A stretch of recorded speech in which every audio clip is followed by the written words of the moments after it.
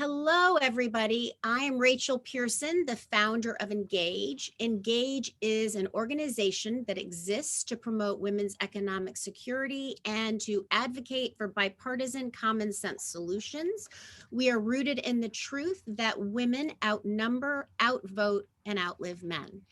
I'm so thrilled you joined us today, and I'm particularly excited because this panel is inspired and led by my good friend and steering committee member of Engage, Sarah Hart-Weir.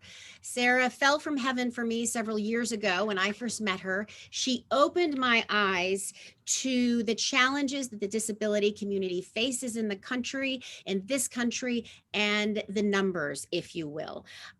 Today is the anniversary of the American Disabilities Act, so it is perfect that we are here convening, talking about good common sense legislation to move opportunity forward for all Americans. Sarah, back to my friend, has spent over 20 years working in the community. She has served as a caregiver to a young woman, her best friend with Down syndrome.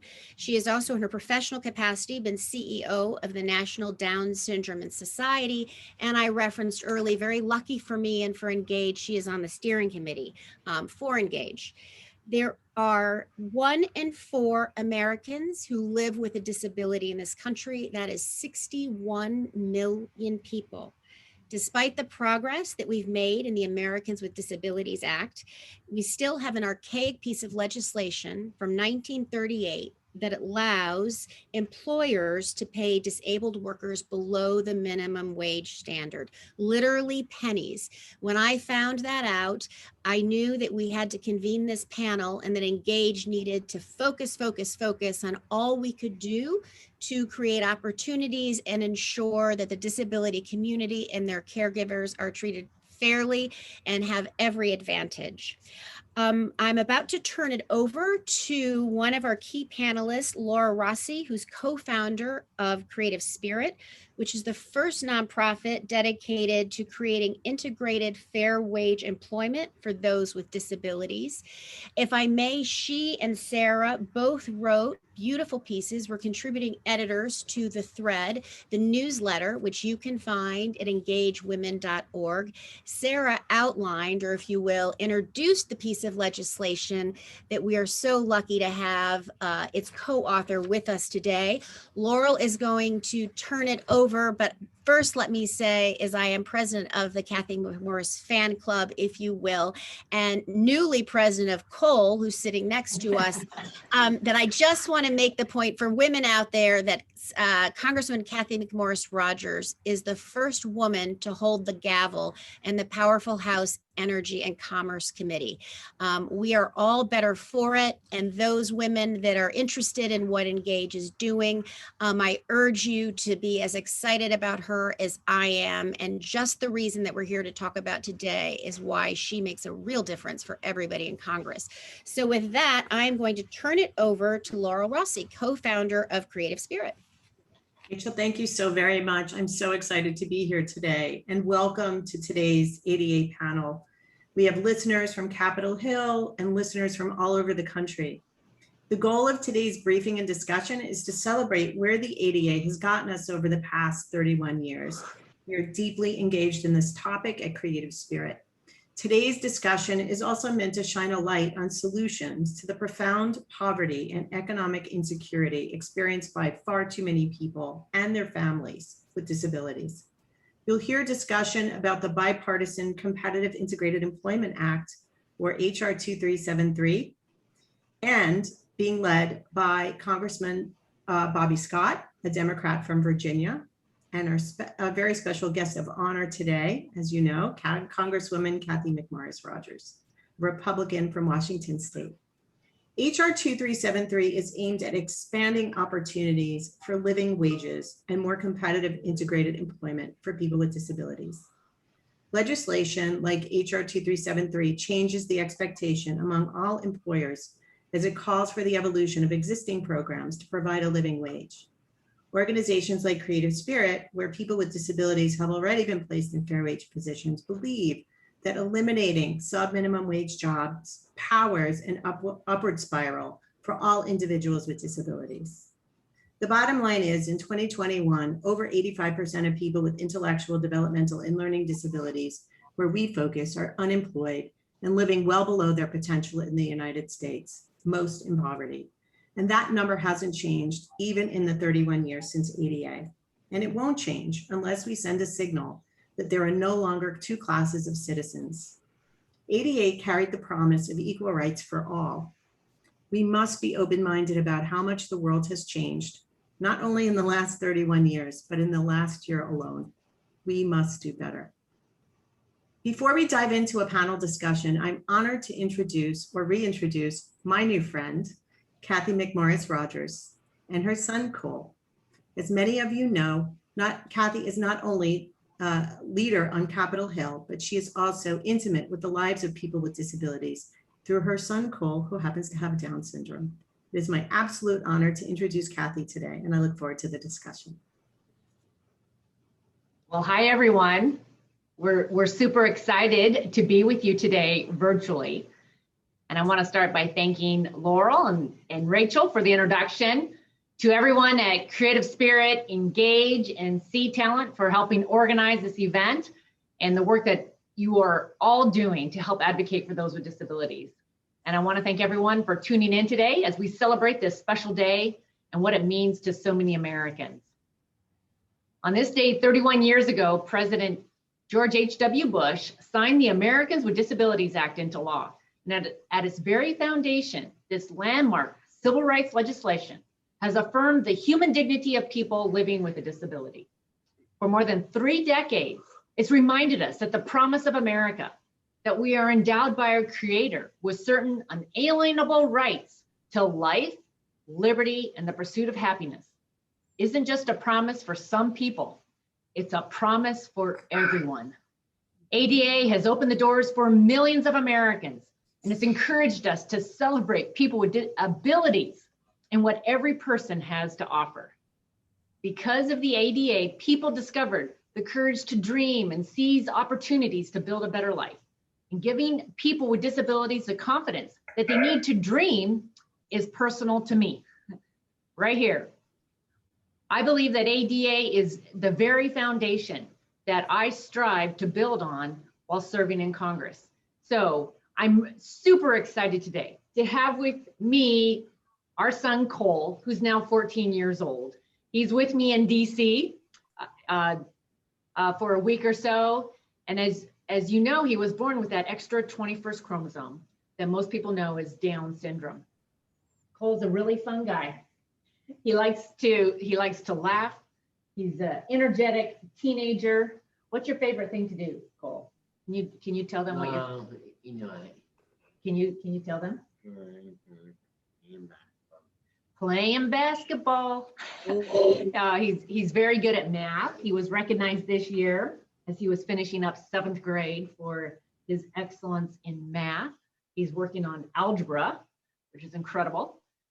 Cole's had a tremendous impact on my life, not just as a mom, but also as a legislator. I learned early on not to put any limitations on him. And he's inspired me to be an ability advocate because he's opened my eyes anew to the value and the potential of every person. He's given me a whole new perspective on the world, and he is you're influencing every day my work in Congress.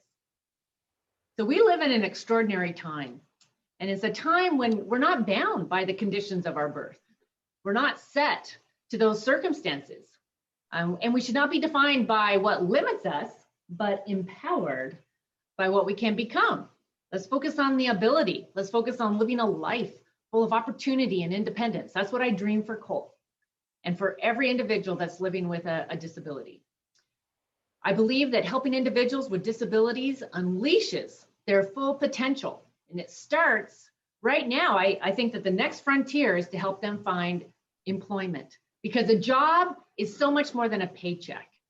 It's what gives a person dignity and purpose. It's that opportunity for a better life. So one of my top priorities in Congress, this Congress, is to really focus on some of those barriers. And I am super excited to be leading the Transformation to Competitive Integrated Employment Act with Chairman and Congressman Bobby Scott. He's the chairman of the Education and Labor Committee. And it's our goal to get it signed into law. And the goal of this legislation is to finally end the practice of paying individuals with disabilities a sub-minimum wage. Our legislation would phase out the 14C certificates that are enabling entities to pay people with disabilities less than they deserve. It also provides competitive grant programs for states and certificate holders to ensure individuals with disabilities have access to the same level of meaningful engagement during the day, even if the change to their wages prevents them from working the same amount of hours after the 14C certificates are phased out. And just last week, the House Education and Labor Committee held a hearing with the focus on this important legislation. We heard from parents, self-advocates, employers who've made the transition to competitive integrated employment and how it's changing lives.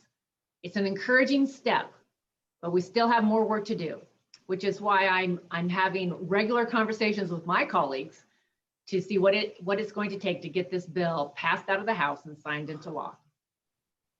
I'm also leading on the ABLE Act Adjustment Act, which would raise the eligibility to open an ABLE account for someone with a disability from the current age of 26 to 46. These accounts are the ones that empower individuals with disabilities to invest in their education, pay for medical expenses, and look for a job. And when they find their job, it can even help them pay the cost of getting to work. You know, we've been working on this legislation for a number of years now. I think Diego was the one who made the point, but you know, just because you have a disability doesn't mean that you should be living in poverty. And so opening up this opportunity to work and expanding ABLE accounts, I believe, is fundamental to ensuring those with disabilities can have a job, can live independent lives, and really reach their full potential. So, you know, I'm excited to be a part of today's discussion. This is a special anniversary as we remember all the work and the leaders that passed and the legislation that was signed into law 31 years ago, the Americans with Disabilities Act. I am here on Capitol Hill to be a warrior for human dignity and human value, and a future where we focus on the potential and the value and really the ability that each person has to offer, no matter their walk of life.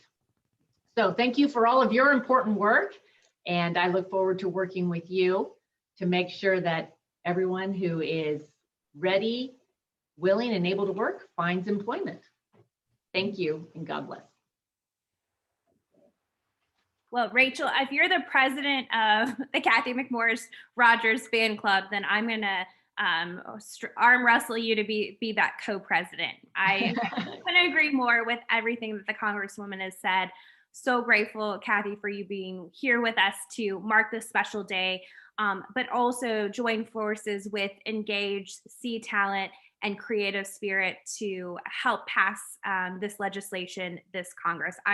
I know we can do it, and today is one of those special days to mark what we've done in history, but also to have a conversation as to what needs to happen in the future, as you said, to ensure that every person in America who happens to have a disability that is ready, willing, and able to work, we have the opportunities to put them to work in this country. So with that, I'm honored to moderate today's panel and really just get the conversation going. And we have some fantastic panelists from all across the country with us. And rather than me introduce each individual, I'm going to have them introduce themselves and talk a little bit about their background and the role that they play within the disability community. So with that, Keely, do you want to start us off?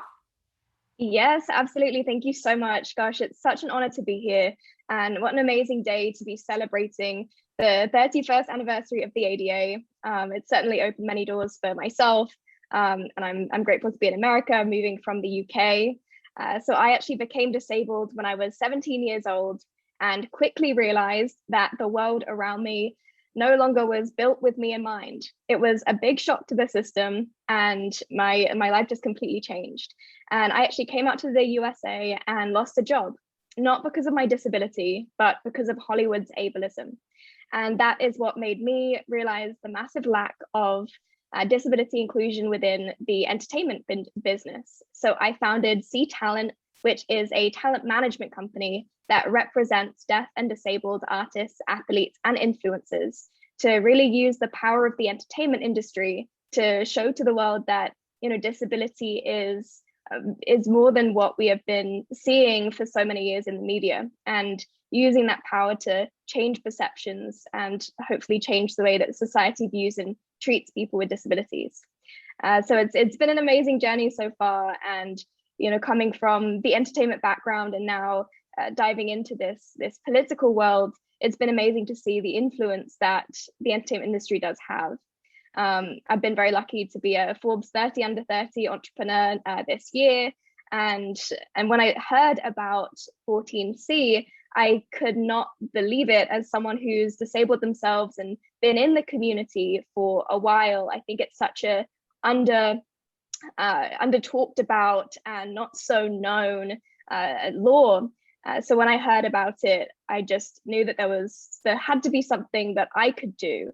And I think as someone who doesn't have a political background, knowing and finding out ways that I could still help and I could still work to get this eliminated, I think that everyone, no matter their background or no matter their job, they can get involved, spread the message, and help to eliminate this. So I'm so grateful to be here, and Sarah, thank you so much for your constant work within this area and for bringing me on board, and I hope to be able to help to get this eliminated. Thank you, Keely. And Keely, you're definitely somebody who not only talks the talk, but you walk the walk with your profession and your commitment to advocacy, and of course, your commitment to this issue. Diego, do you want to jump in? Sure. Happy to be here. Hello, everyone. My name is Diego Mariscal. I actually was born in the States by accident. My parents, who are both Mexicans, were shopping, and I was born 6 months and a half into my mom's pregnancy. She jokes and says that I've always been really stubborn. Even before I was born, I wanted to get out.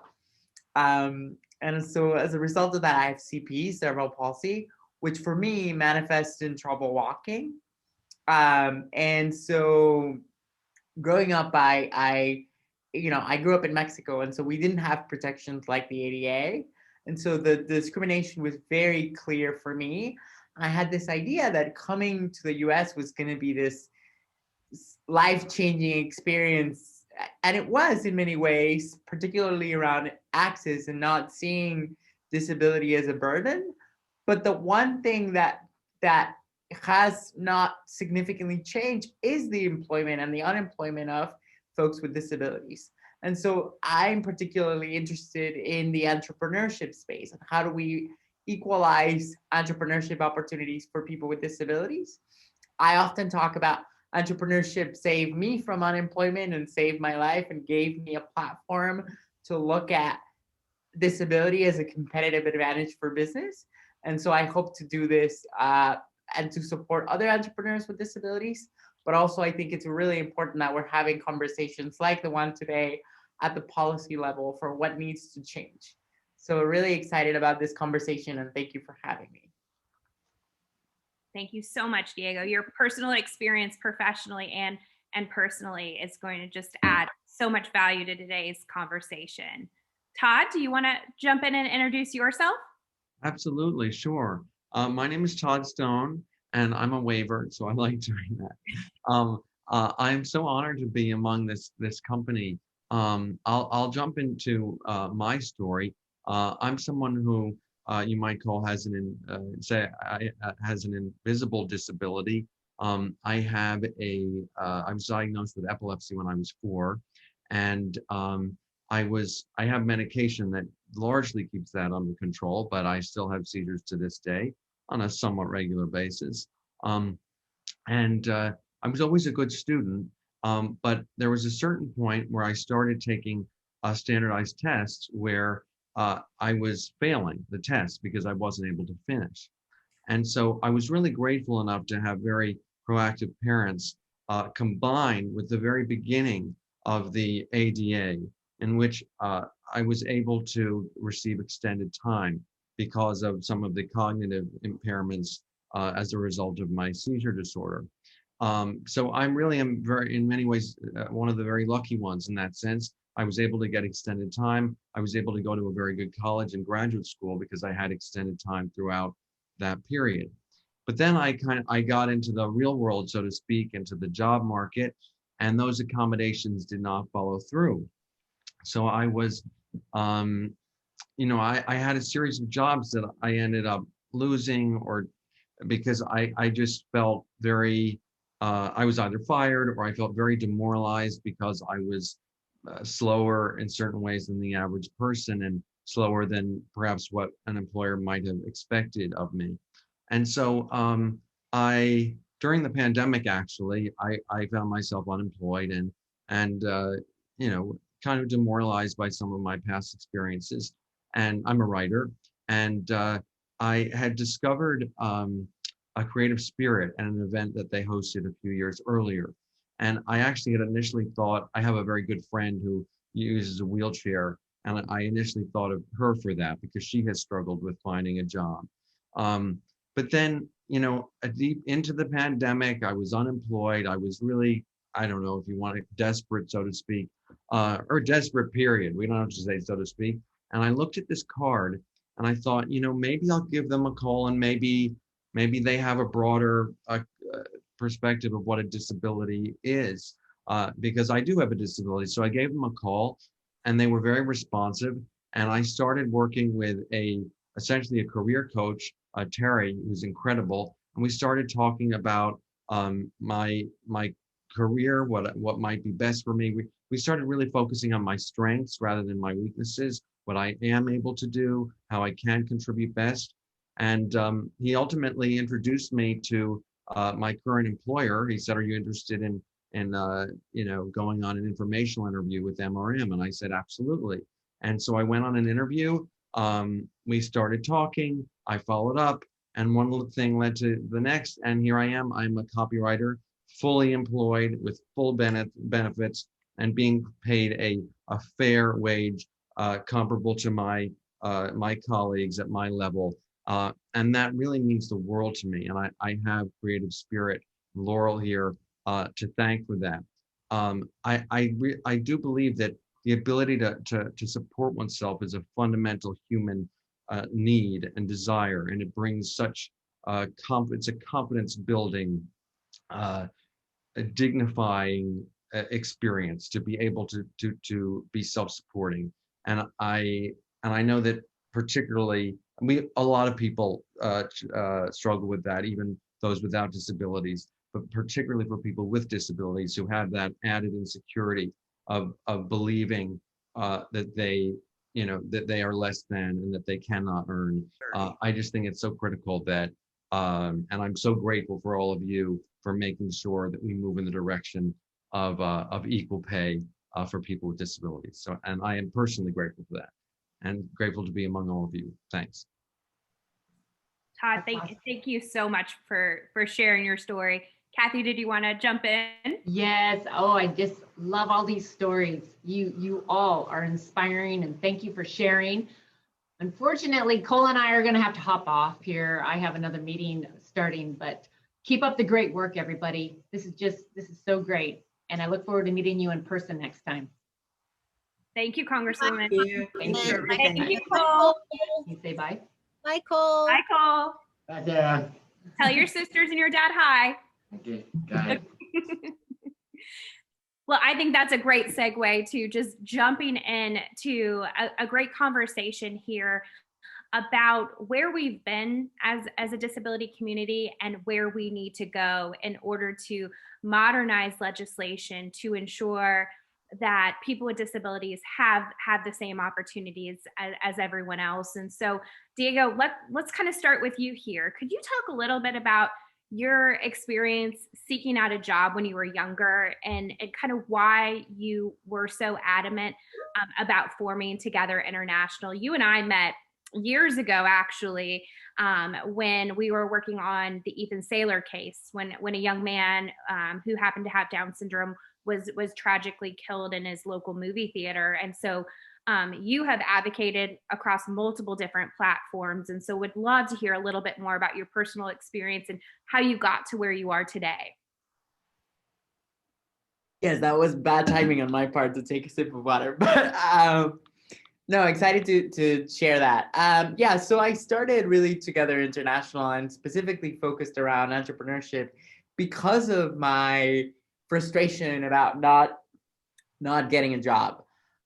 You know, I had the fortune to go to American University, and I you know, had a pretty good track record in school academically, but then I started to see the frustration around the unemployment rate that folks with disabilities have, and I wanted to do something about it from that advocacy standpoint. So I actually left American to pursue this kind of full time, and it was interesting because I needed some supplemental income to be able to pursue this.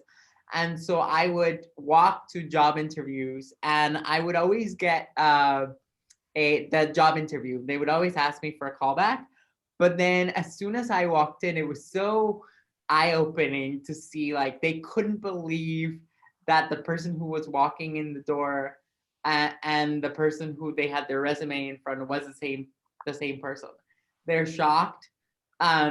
Was very palpable, and it was a very real experience for me of noticing, like, if I'm struggling this way, somebody that had, you know, good education, someone that had good opportunities, what does this mean for the larger disability community as a whole? And so really out of that frustration was that I doubled down and I said, you know, we really need to make this work. And the reality is, like you mentioned, Sarah, we were doing a bunch of different advocacy campaigns, but then we said, what about, let's do one on entrepreneurship and disability. And we hosted just a general interest meeting, and more than 100 people showed up to that first meeting, just out of, there wasn't anything out there. And so that really showed us that there was a real need for systematically supporting entrepreneurs with disabilities. I've been an entrepreneur all my life and come from a family of entrepreneurs, so really excited to be leading that effort. And I think it's critical that we think about disability not as from the inclusion standpoint is obviously important, but really looking at disability being a competitive advantage for business, because it brings about innovation, creativity that otherwise we're losing on. So very excited to be part of this conversation. Thank you, Diego, and great segue, because this world is too small, and I understand that you and Keely have joined forces. I learned about this independent of the three of us knowing each other. So, Keely, you and I met just a few months ago, and you created a lot of buzz, rightly so, around this notion that we need to not just push for inclusion in the workplace or inclusion in our schools and our communities, but you're pushing for disability inclusion in Hollywood. Could you tell us a little bit about what C Talent does day in and day out? Just would love our listeners to learn a little bit more, and how you became such a tremendous advocate for inclusion in Hollywood. Oh, thank you so much. Yeah, absolutely. So I think oftentimes people underestimate the power of the media. You know, we watch the media and listen to it every single day. And, you know, billions and billions of people watch that every single day. And, you know, just to show how big that is, there are 1 billion seconds in a week, but there are 1 million seconds in a week, but there are 1 billion seconds in 32 years. So that's an incredible power that we have. And I think if we look back in history, oftentimes we think about disability representation as, you know, Captain Hook or the Hunchback of Notre Dame, which are very stereotypical. They're very negative perceptions. They show us as people who need, you know, pity or are evil. And, you know, this constant negativity around disability has had a massive impact. I think this has also impacted the way disability has been reflected in the law and systemically. So through the entertainment industry, we're creating amazing influencers and high profile people who have disabilities, who can, you know, be the next Viola Davises and George Clooney's. So we can have role models and change that perception of what people automatically think of when they think of disability. And oftentimes through our work, we are looking at accessibility on set. We're looking at what employers can change to enable disabled people to work from not 70% performance, but 100% performance. So if we can make those small adaptations and those small changes, it doesn't just make it better and easier for disabled people to work, it actually makes it better and easier for everyone to work. So I think we have to also change that conversation from, oh, you know, it's going to be too difficult, it's going to be too much money, to this is in the long run going to save everyone time, everyone money, and open our doors to a new market, a new set of amazing talent that no one has really tapped into before. So we're doing that work through the entertainment industry, and also, you know, changing the conversation from, you know, not just disability rights, but this is human rights. So let's make these systemic changes. Let's change these social barriers on this massive scale to allow disabled people to have that true equity. And Keely, as you pointed out, yes, these aren't just disability rights, these are human rights. And there's no other person that I know that, you know, puts a human face on the unemployment problem for individuals with disabilities in this country, other than my dear friend Laurel here. And Laurel, I'm going to go a little out of order because I think it's a great segue here.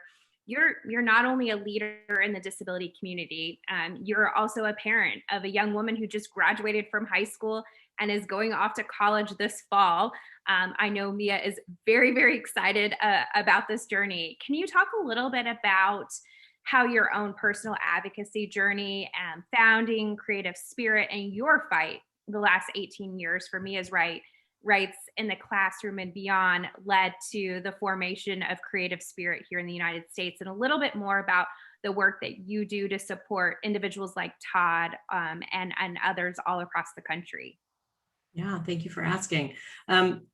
I have had the great privilege of living in a household with an individual with an intellectual disability. My daughter has Williams syndrome, and very few of her peers and colleagues really even have a thought about going off to college. She's only 19. You would think in modern times it would be quite different. And I really think about things like segregation in schools, self-contained classrooms, et cetera. And that was our experience coming into this journey. When I think about things like 14C, I realize that segregation in our workforce creates the same kind of dynamic. So I've had the ability of presuming competence for my daughter for the past 19 years. She's just about to go off to school, as you mentioned. And, you know, I really think that as modern individuals, we have to really consider the fact that our new normal is a world that is universally designed for everyone. What Keely is doing will open the door for a daughter like mine who wants to be a theater major and wants to be in Hollywood and has performed her whole life. And we fought really hard to make sure that she had those opportunities in front of her.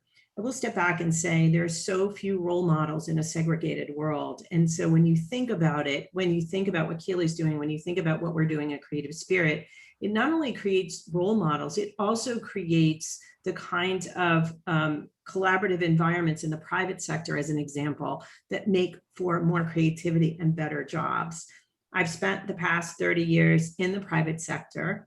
I met a friend of mine at an awards show. I work in the creative industry as well in advertising. And he came from Sydney, Australia, and said, "Oh my God, you can't believe what we've done these past couple of years. I hired this individual with Down syndrome who just completely changed the culture of our company." And that was my first conversation in 2015.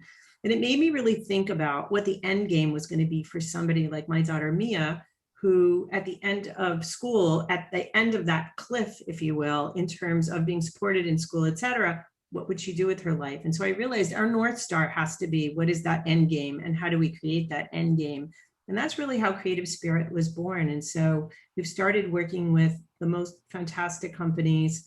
CEOs are not thinking about segregated environments for their workers. They're thinking about how to up the game in terms of creativity. And I've had the great privilege of working with so many of my colleagues who have made this opportunity available to my daughter, Mia, and to the population at large, and to my friend, Todd here. And when I hear what Diego's doing, I realize that entrepreneurship is absolutely on the roadmap to that North Star of presuming competence and getting everybody to where they want to be.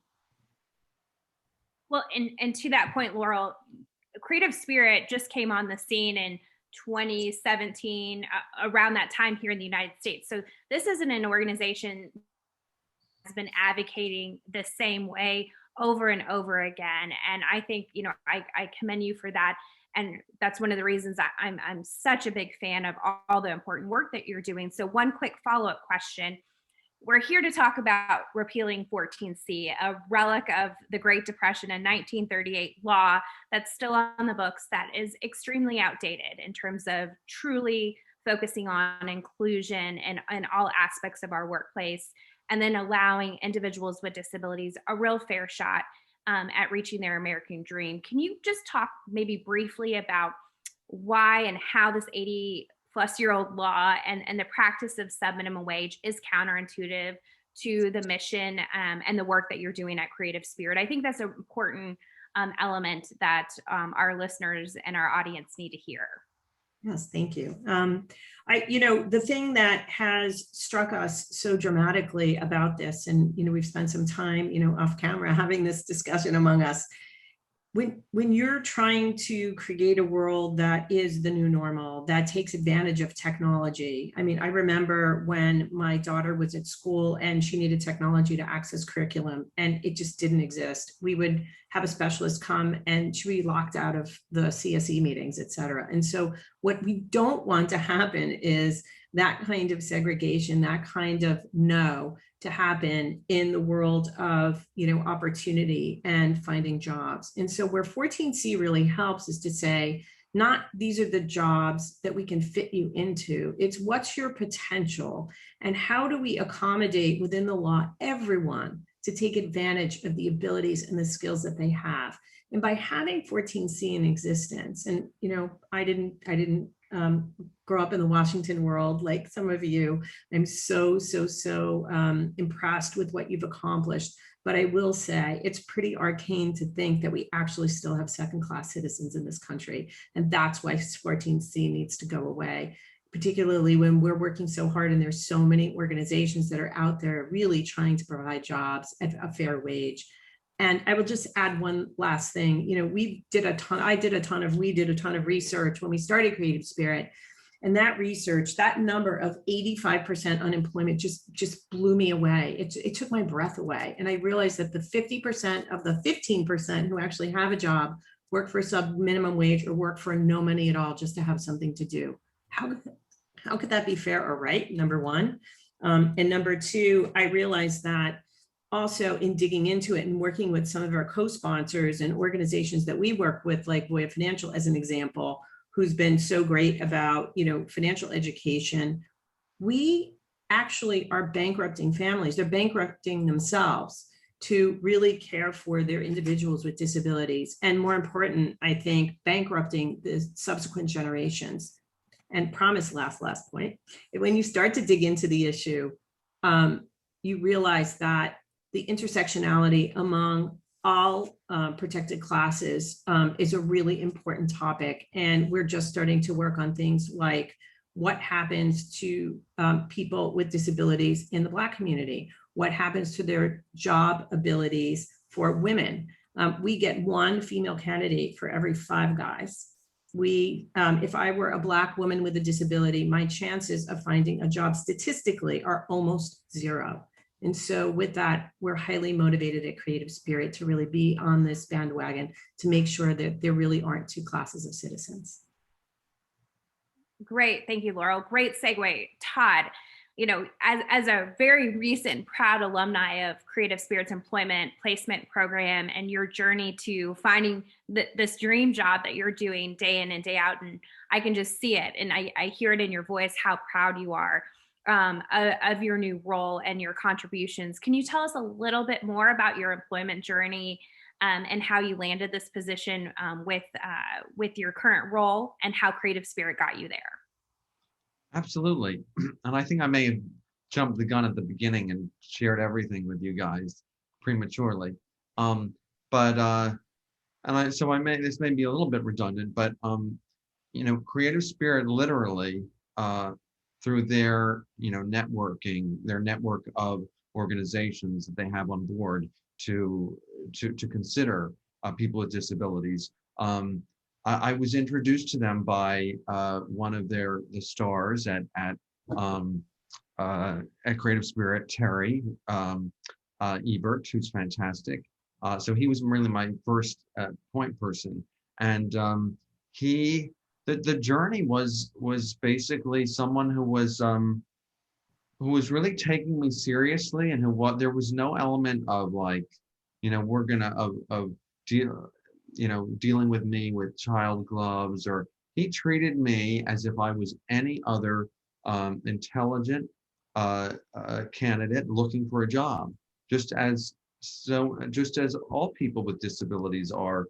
Most of us are very intelligent, earnest, in fact, generally more hardworking than the average candidate, because we often feel that we have to, overcome something that is lacking.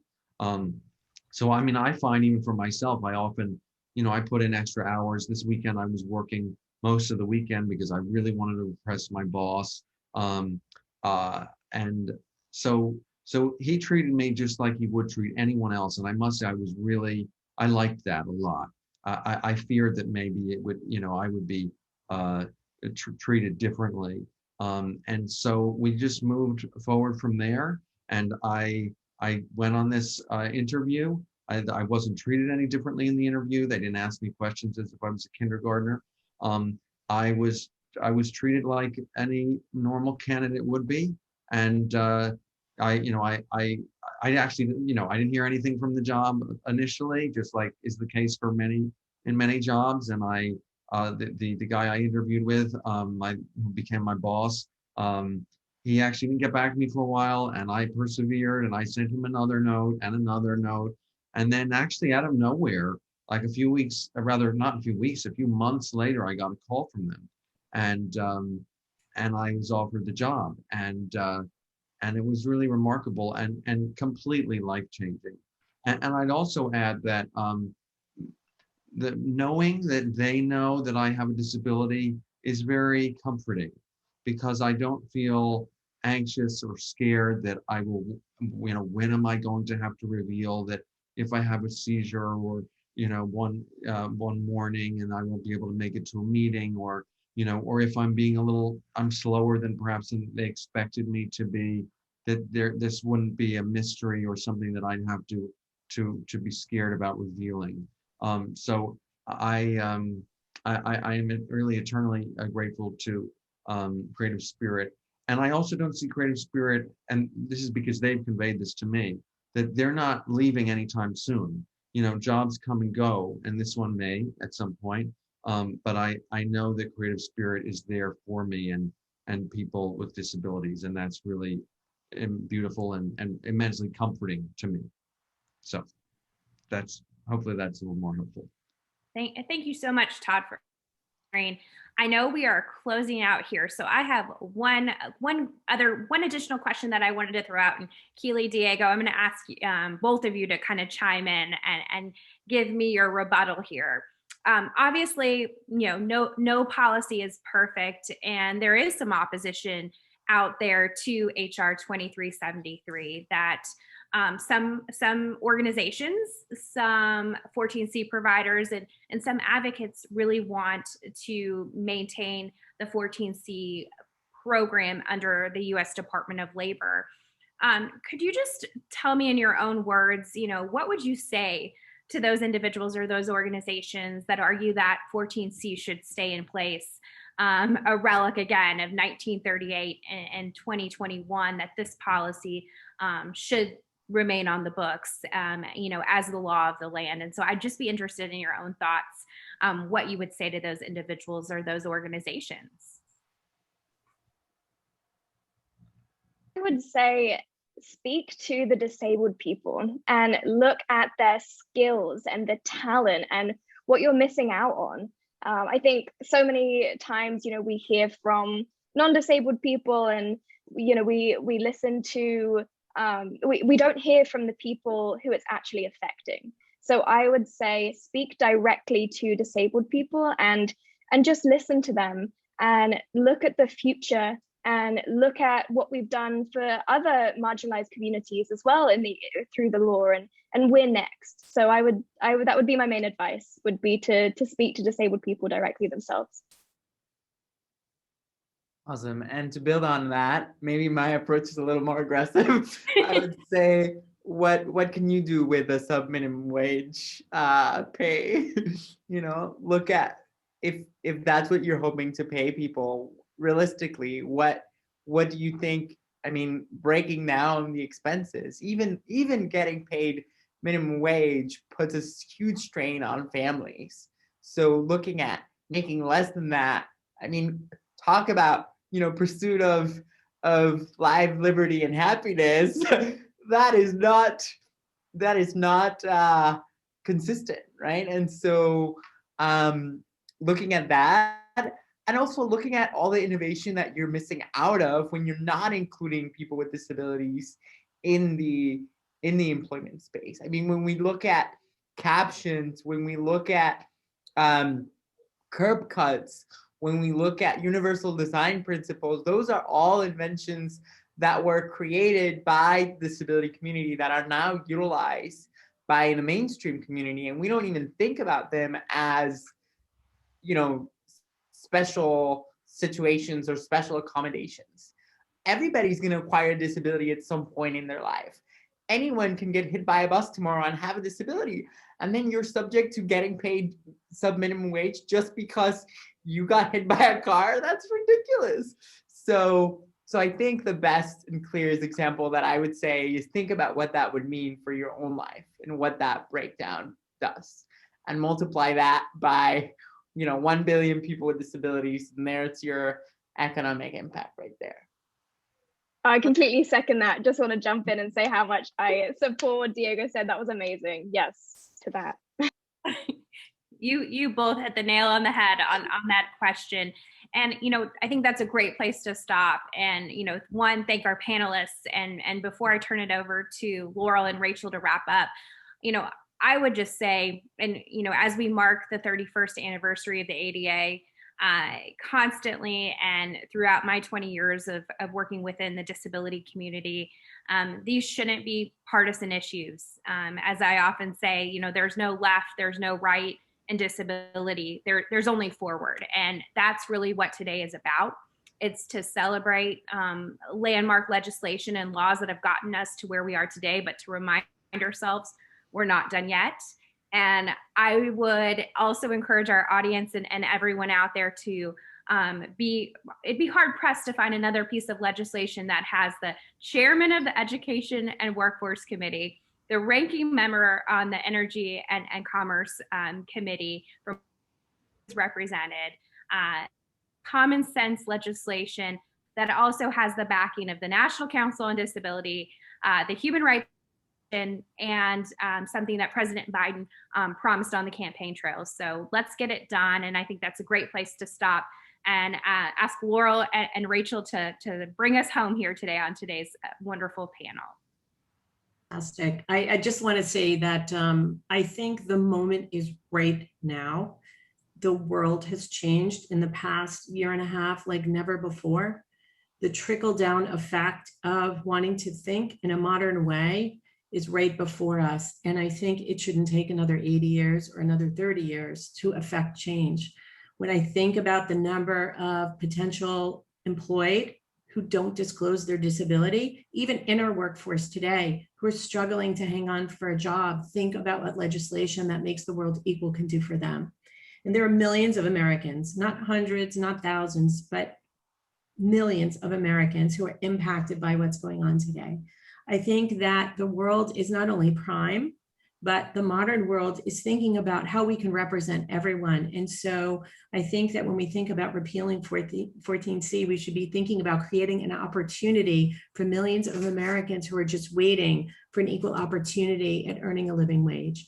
And with that, I'll turn it over to Rachel and say thank you so much for today. It's been really inspiring for me, and I'm sure for everybody who's been able to join us as well. No, thank you, Laurel. I just have huge thanks to Sarah Hart-Weir and to Todd and to Keely and to Laurel and to Diego and to Catherine for helping us. On behalf of Engage, thank you. I'm going to talk about Sarah for one more second. I want to thank her for leading the, if you will, portfolio of work that Engage is going to embark on the disability, with the disability community. I don't want to take us off topic, but I will just close by saying about this piece of legislation, one of the things that I hear from members of Congress on both sides of the aisle is that the good work, the bipartisan pieces of legislation never get any attention. That is something that Engage is very focused on. We're focused on it with the disability community. We're focused on it with women's economic lives in the larger capacity, because if you help women economically, you by extension help their fathers, their brothers, their sons, their grandfathers, and so on. So repealing 14C is right down the center lane, if you will, of something that Engage should be involved in, to help the disability community be able to make a fair and secure living and to help their caregiving families. So on behalf of Engage, thank you for joining us. Please check us out at engagewoman.org. I look forward to continuing the work with all of you and to doing whatever Sarah Hart-Weir tells me to do. And thank you to Sophie for being off camera, and to thank you to Congresswoman Cathy McMorris Rodgers and Congressman Bobby Scott for leading the charge. And we'll gather again together soon. Thanks all. Thank you. Thank you.